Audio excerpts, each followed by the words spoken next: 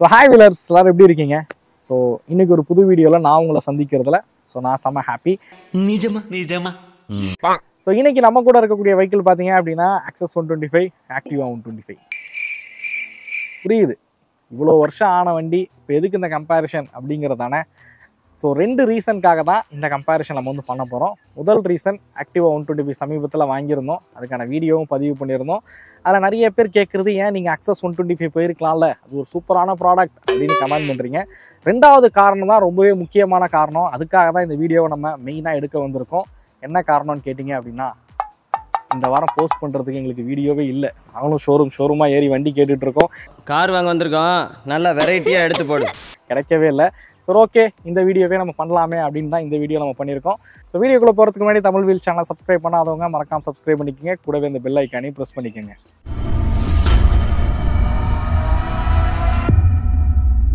Okay, இந்த video பார்த்தீங்க அப்படின்னா ரொம்ப இந்த ஸ்பெக்ஸ் ரிலேட்டடாக நம்ம போகிறது கிடையாது.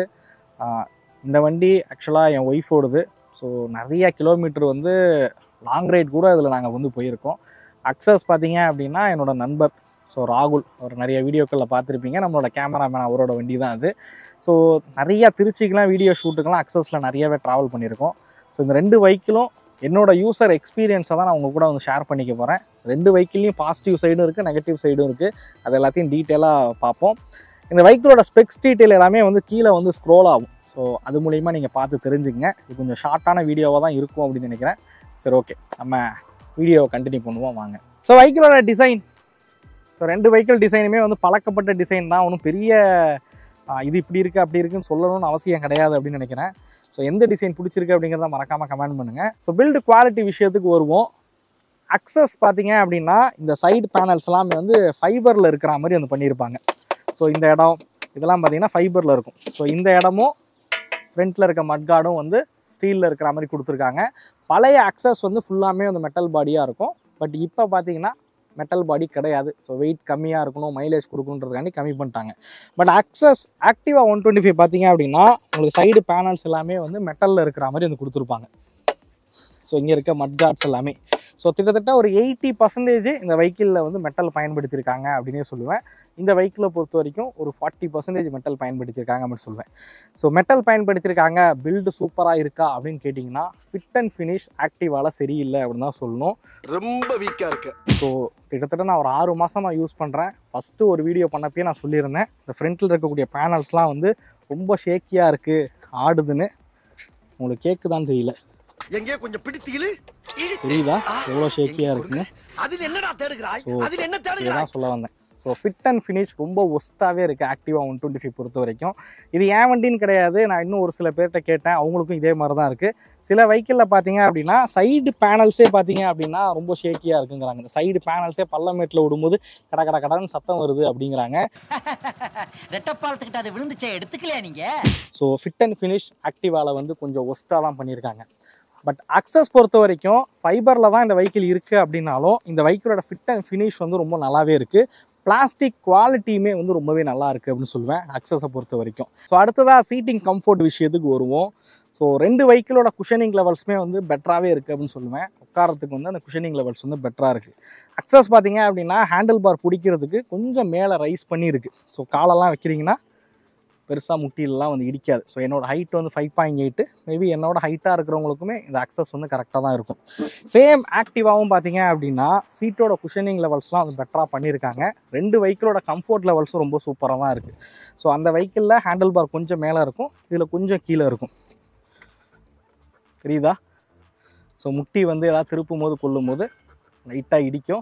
பட் இது வந்து பெருசாக பிரச்சனைன்னு சொல்ல மாட்டேன், ஏன்னா எல்லா இடங்களையும் நீங்கள் கார்னர் பண்ணும்போது எப்படியும் காலை வந்து கீழே கொண்டு வந்துடுவீங்க, அதனால் பெருசாக இருக்காது. பட் இருந்தாலும் அதை விட அதோட ஹேண்டில் பார் ஹைட் கூட இருக்குது அப்படிங்கிறனால ஹைட்டாக இருக்கிறவங்களுக்கும் ஸோ தொடையில் வந்து ஹேண்டில் பார் இடிக்காது. பில்லியன் சீட் கம்ஃபர்ட் விஷயத்துக்கு வருவோம். ஸோ அப்படியே இந்த சைட் பக்கத்தில் வந்தீங்கன்னா இந்த சீட்டோட லென்த் பார்த்தா தெரியும், வெஹிக்கிளும் பார்த்தீங்கன்னா ரொம்பவே அகலமாக இருக்கும். ஸோ இதனால இந்த வெஹிக்கிளில் பார்த்தீங்க அப்படின்னா ஆக்டிவாவில் வந்து பில்லியன் சீட்டில் உட்கார கொஞ்சம் கஷ்டமாக இருக்கும். ஆனால் Accessல வந்து பில்லியன் சீட்டில் வந்து உட்கார கொஞ்சம் ஈஸியாகவே இருக்கும் அப்படின்னு சொல்லுவேன். ஸோ அந்த வண்டி கொஞ்சம் அகலமாக இருக்கனால ரொம்ப நேரம் உட்காந்து போகும்போது முதுகு வலிக்கிற மாதிரி இருக்கும். பட் இது வந்து அதை விட கம்பேர் பண்ணும்போது பில்லியன் சீட் வந்து கொஞ்சம் கம்ஃபர்டபுளாகவே இருக்குது அப்படின்னு சொல்லுவேன்.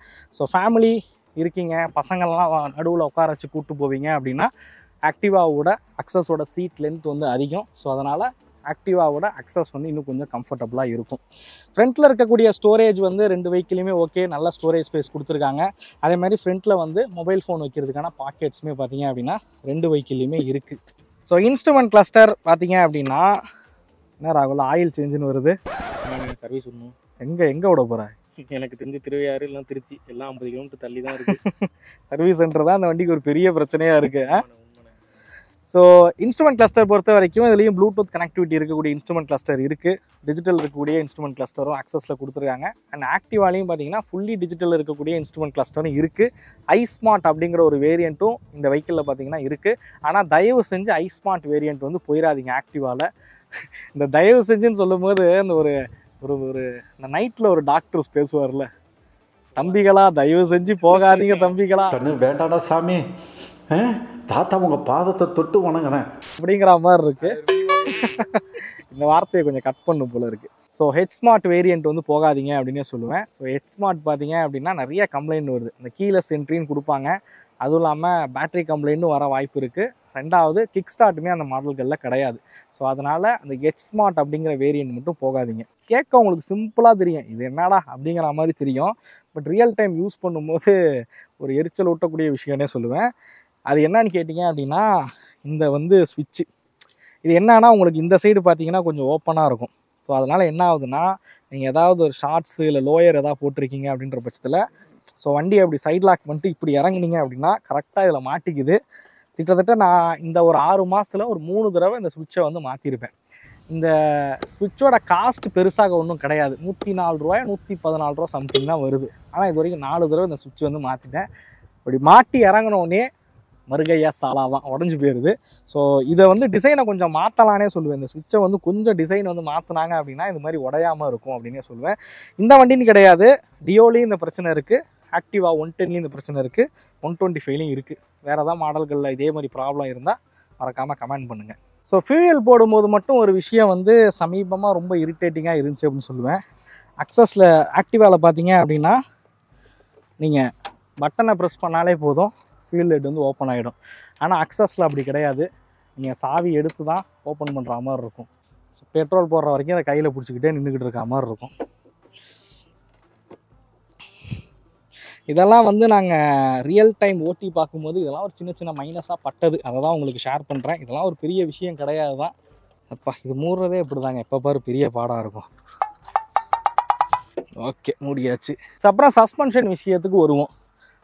ஸோ அக்சஸோட சஸ்பென்ஷன் செட்டப் பார்த்தீங்க அப்படின்னா கொஞ்சம் ஸ்டிஃபர் தான். நீங்கள் மேடு பள்ளமான பகுதிகளில் ஓட்டினீங்க அப்படின்னா அக்சஸ் வந்து கொஞ்சம் தூக்கி தூக்கி போடுற மாதிரி தான் இருக்கும். ஆனால் ஆக்டிவாக பார்த்தீங்க அப்படின்னா அந்த விஷயத்தில் பாராட்டியே ஆகணும். ஆக்டிவோட சஸ்பென்ஷன் செட்டப் வந்து ரொம்ப சூப்பராக பண்ணியிருப்பாங்க. ஸோ அடுத்ததாக பிரேக்கிங், 2 வெஹிக்கிளுமே வந்து drum brakes combine braking system இருக்குது. ஃப்ரண்ட்டில் பார்த்தீங்கன்னா டிஸ்க் பிரேக் உள்ள மாடலுமே இருக்குது. ஸோ நாங்கள் ஓட்டின வரைக்கும் பிரேக்கிங் 2 வெஹிக்கிளையுமே எந்த ஒரு குறையும் சொல்ல முடியாது, நல்லாவே இருக்குது அப்படின்னு சொல்லுவேன்.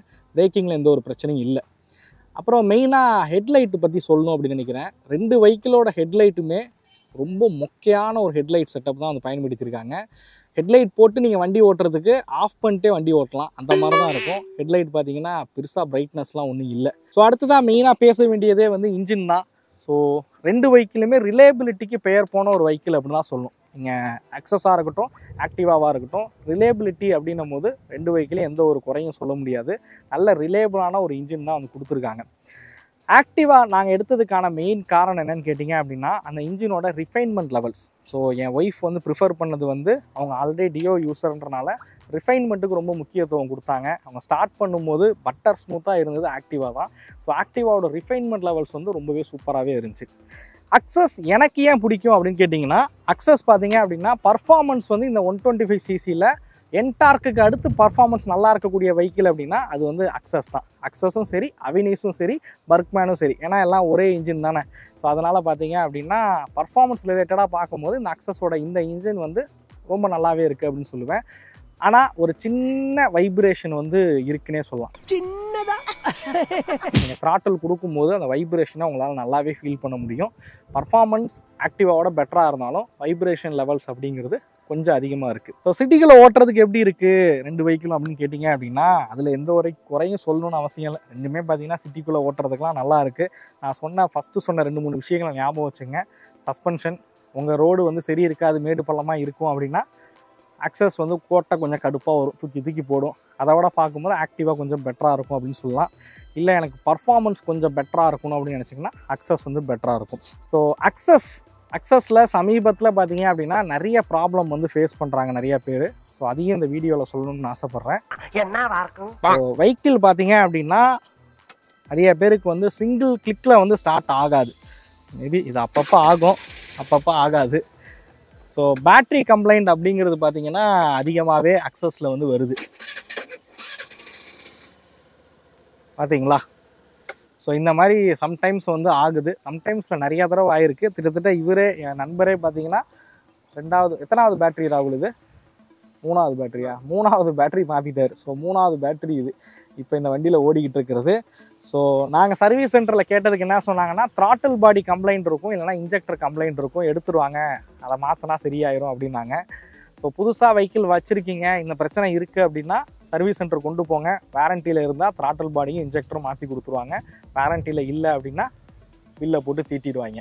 ஓகே, இப்போ ஏன் நாங்கள் அக்சஸ் வாங்காததுக்கான காரணம் என்னன்னு கேட்டிங்க அப்படின்னா ஆக்டிவா பார்த்தீங்க அப்படின்னா எங்களுக்கு சர்வீஸ் சென்டர் இங்கே இருக்குது. ஸோ நாங்கள் இருக்கிறது ஒன்றும் குக் கிராமம் கிடையாது, தஞ்சாவூர் சிட்டிக்குள்ளே தான் இருந்துகிட்டு இருக்கோம். தஞ்சாவூர்லேயே பார்த்தீங்க அப்படின்னா சுசுக்கிக்கு சரியான சேல்ஸ் பாயிண்ட்டும் இல்லை, சர்வீஸ் பாயிண்ட்டும் இல்லை அப்படின்னு தான் சொல்லி ஆகணும்.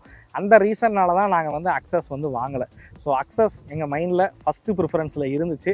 ஸோ 2வது ப்ரிஃபரன்ஸில் தான் வந்து நாங்கள் ஆக்டிவா வந்து வச்சுருந்தோம். ஸோ சர்வீஸ் சென்டர் இல்லாத காரணத்தினாலேயே நாங்கள் வந்து ஆக்டிவாவாக வாங்கணும் அப்படின்னு சொல்லுவேன். ஸோ இந்த ரீசன்னால தான் வந்து நான் ஆக்டிவா வந்து வாங்கினதுக்கான காரணம்.